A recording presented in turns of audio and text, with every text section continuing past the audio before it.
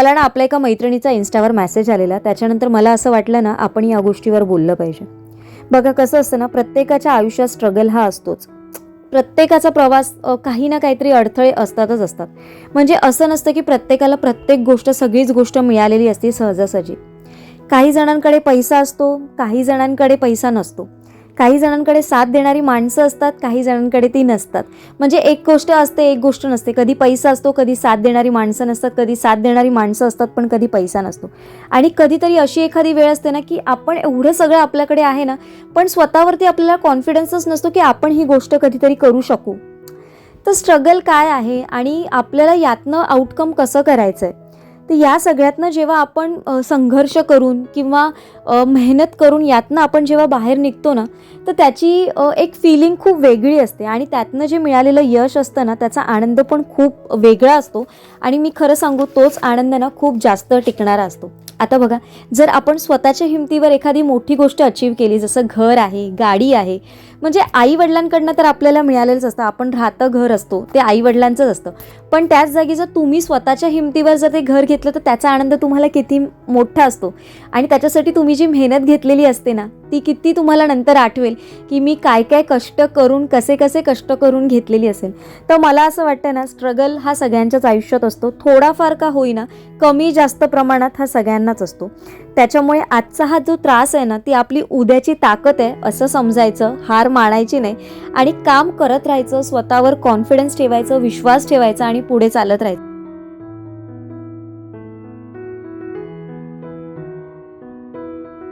लाईफमधले हे उतार चढाव तर असे चालूच राहतात. खूप आनंदी राहा, येणाऱ्या दिवसाचा आनंद घ्या. आणि आपल्या बायकांचा बराचसा वेळ किचनमध्ये जातो. आपली दिवसभराची एवढी दमछाक असते, ऑफिसला ज्या जातात त्यांचं ऑफिसचं ट्रॅव्हलिंग असतं, ट्रेनची दगदग असते. याच्यासाठी ना मी आज एक गोष्ट तुमच्याबरोबर शेअर करते बघा. आज मी मागवलेलं आहे अगारोचं atom plus hand body massager आणि हे खूप उपयुक्त असं मसाजर आहे. मसाजरला ऑपरेट करणं अगदी इझी आहे. कोणीही इझिली ऑपरेट करू शकतात. ऑन आणि ऑफ बटन दिलेले आहेत, त्याच्याचबरोबर तुम्ही याचा स्पीड पण कमी जास्त करू शकता. हे एक मेश कवर दिलं आहे, याचा यूज कसा करायचा ते मी तुम्हाला पुढे सांगतेच. याचबरोबर ना यामध्ये 4 प्रकारच्या वेगवेगळ्या कॅप्स दिल्या जातात, ज्याच्या मदतीने तुम्ही वेगवेगळ्या पद्धतीने मसाज करू शकता. तर ही या मसाजरची पॉवर केबल आहे. याची कपॅसिटी 28 वोल्टची आहे. आणि त्याच्याचबरोबर आता हे ऑपरेट कसं करायचं, तर सर्वात आधी मी बॉल हेड मसाजर इथे लावलेला आहे आणि याच्यावर ना ही मेश लावायला विसरू नका. ही मेश ना आपल्या शरीरावर असलेल्या केसामुळे आपल्या त्वचेला दुखापत होऊ नये म्हणून ही दिलेली आहे आणि ती प्रत्येक वेळेस आपल्याला लावायची. जेव्हा जेव्हा तुम्हाला जे बॉल्स असतात ते चेंज करायचे असतात, त्याच्यावरती चेंज केल्यानंतर ही मेश तुम्हाला लावायचीच लावायची आणि अगदी इझिली स्वतःच्या स्वतः आपण हा मसाज करू शकतो. आता मला देखील खूप बरं वाटतंय की जेव्हा स्वतःच आपण स्वतःच्या हाताने आपला मसाज करून घेतोय. किचनमध्ये जेव्हा बराच वेळ स्टँडिंग उभे असतो किंवा जेव्हा दिवसभराचा सगळा शीन असतो ना, या मसाजरने मसाज केल्यावर अगदी छूमंतर होऊन जातो बघा.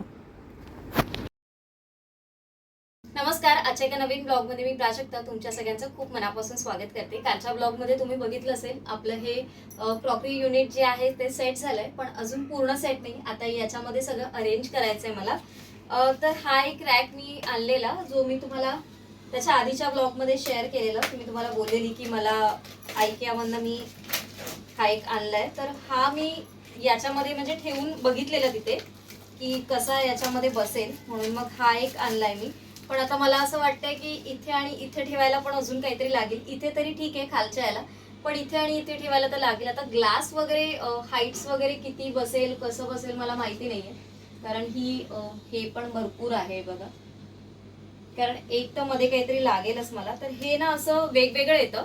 तर हे मला पहिलं याच्याबरोबर स्क्रू असतात ते पहिलं मी लावून फिट करून घेते.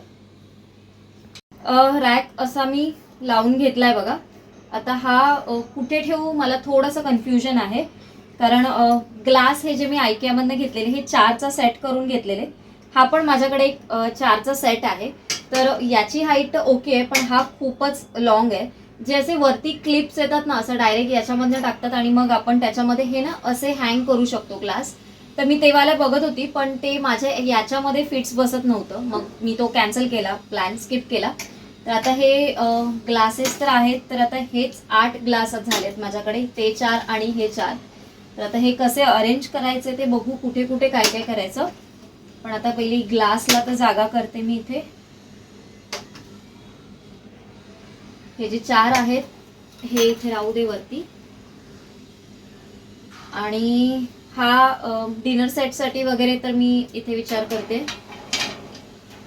तर हा एक इथे असा ठेवला तर मग हा इथे याच्यावरती ही जागा होईल. तर असाच मला एक सेम इथे पण घ्यावं लागेल, म्हणजे मग सगळं व्यवस्थित अरेंज करता येईल प्रॉपरली मला. बाकी गोष्टी तर बऱ्यापैकी राहतील. यातली मी थोडीशी मोठी साईज होती ना ती बघत होती आयकियामधली, पण मग ती जर याच्यामध्ये म्हणजे ती आतमध्ये जात होती, पण मग ती अशी लेंथला थोडीशी मोठी होती, मग दरवाजा बंद झाला नसता. त्याच्यामुळे मग आता असे छोटे छोटाच घ्यावा लागतोय. तर आता यातला मी एक आणेन. आता थोडं थोडं जे काही आहे अरेंज करून घेते.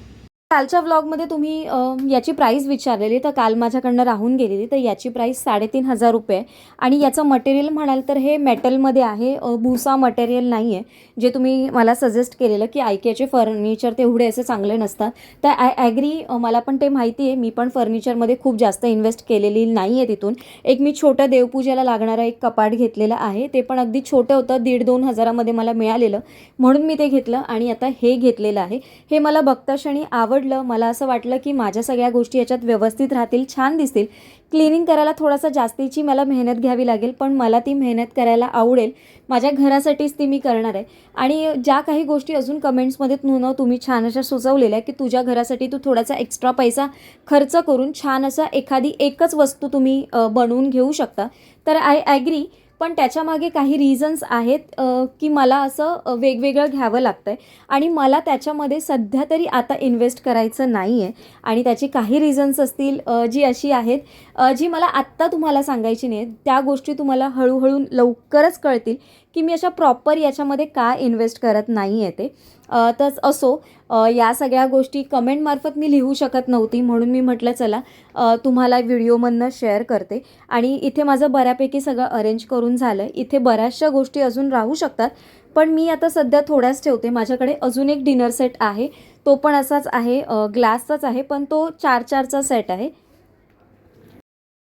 खूप जास्त अरेंज नाही केलं आहे, अगदी थोडंसं अरेंज केलं आहे मी, कारण मला याची आयडिया नाही आहे की हे किती वजन घेतं आहे. कारण हे कसं, हे ग्लास म्हणजे अगदी ग्लास आहे, म्हणजे थोडंसं वुडनसारखं वगैरे काही असलं असतं तर काही टेन्शन नव्हतं, पण हे ग्लास आहे तर हे किती वजन घेईल मला अंदाजा नाही आहे. इथे तर मी हे खाली बिंदास ठेवलं आहे, कारण हे याच्यावर वजन व्यवस्थित घेतलं जाईल म्हणून. हा जो डिनर सेट आहे तो मी इथेच ठेवला, आणि याचं पण वजन खूप जास्त आहे. बाकी या थोड्या थोड्याच गोष्टी ठेवल्यात. हा जो रॅक आहे तो मी आता किचनमधलाच वापरला आहे, म्हणजे कसं दिसतंय असं बघण्यासाठी. मग मी एक रॅक यातला अजून घेऊन येईन. आणि इथे बऱ्यापैकी जागा आहे, म्हणजे इथे पण बऱ्यापैकी हे रॅक हे जे आहे ते पण खाली चालतील. वरती काहीतरी अजून राहिले माझं बऱ्यापैकी. आणि या ग्लासची हाईट थोडी कमी जास्त असल्यामुळे इथे थोडा प्रॉब्लेम झाला, कारण ही वरची स्पेस माझी पूर्णपणे म्हणजे ब्लँक, म्हणजे काहीच यूज नाही आहे याचा. इथे काही करता येईल का बघू, किंवा मग इथे लाईट्स वगैरे लावल्या की मग तेवढं रिफ्लेक्शनमध्ये ते बऱ्यापैकी येईल इथे छानपैकी. एक लाईट लावून घ्यायची आता, आणि थोडंसं अजून थोडेफार चेंजेस करायचे आहेत मला, ते हळूहळू करेन. आता फक्त एक बेसिक आयडिया घेण्यासाठी केले. हे जे ग्लासचे वास होते ते पण आता इथे तिथे ठेवण्यापेक्षा मी आता सध्या इथेच ठेवलेत, मग जेव्हा पाहिजे तेव्हा मी वापरेन, म्हणजे हळूहळू वापरेन ते. आता जागा आहे, जिथे जिथे जशीशी होते तसं तसं ठेवलं आहे.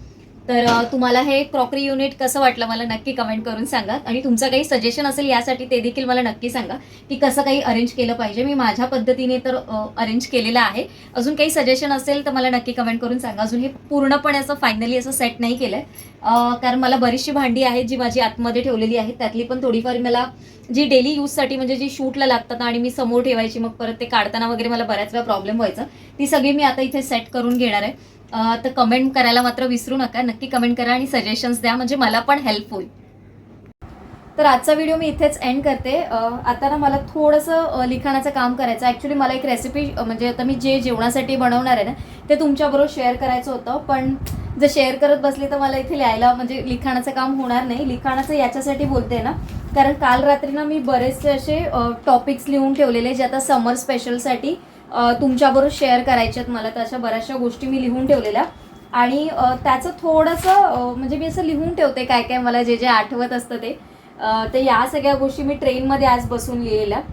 थोडंसं सकाळी जाताना, थोडंसं संध्याकाळी, म्हणजे सकाळी थोडंसं मला आठवलेलं, आणि मग त्याचं प्रॉपर मी कशा पद्धतीने आपण मांडू शकतो किंवा कशा पद्धतीने व्हिडिओ आपण केला पाहिजे, तर ते थोडंसं डिटेलमध्ये मला आता बसून लिहायचं. थोडंसं अर्ध लिहून झालं आहे, अर्ध लिहिणं बाकी आहे. आणि हे पॉईंट्सवर पण अजून थोडंसं डिटेलमध्ये म्हणजे 1 2 3 4 5 6 7 8 9 9 ब्लॉग्ससाठी मी लिहून ठेवलेलं आहे. तर चला, तुमच्याकडे पण काही सजेशन असेल ना माझ्यासाठी मला नक्की कमेंट करून सांगा. एक दोन जे म्हणजे खरंच तुमची रिक्वेस्ट होती त्याची. तर जसं आता मी नॉनव्हेजची एक रेसिपी शेअर केली तुमच्याबरोबर, तुम्हाला आवडली असेल अशी आशा करते. आणि याच्यापुढे प्रयत्न करेन जे आपले नॉनव्हेज लवर जे आहेत त्यांच्यासाठी काही रेसिपी मला शूट करता आलं तर मी नक्की करेन. उद्या एका छानशा ब्लॉगमध्ये भेटते. आजचा ब्लॉग इथेच एंड करते. सर्वांना Shri Swami Samarth. Bye bye, take care.